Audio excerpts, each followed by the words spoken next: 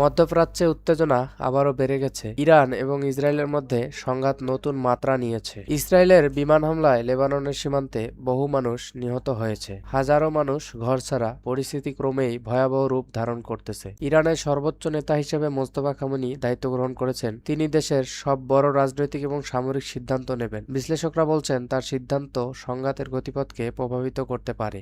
Iran সমর্থিত শিয়া গোষ্ঠী Hezbollah Lebanon থেকে ইসরায়েলের দিকে রকেট এবং ড্রোন হামলা চালিয়েছে। আকাশে ক্ষেপণাস্ত্র এবং ড্রোনের শব্দ শোনা যাচ্ছে।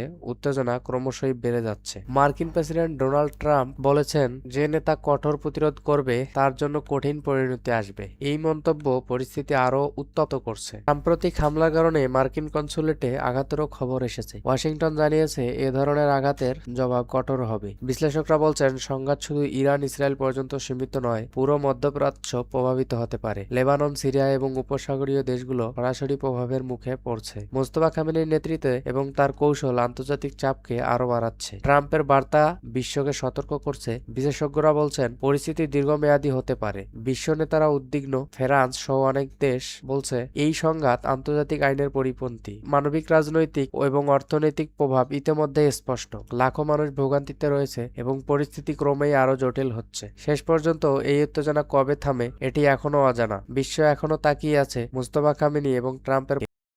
আমাদের ভিডিওগুলো প্রতিনিয়ত পেতে আমাদের চ্যানেলটিকে সাবস্ক্রাইব করুন।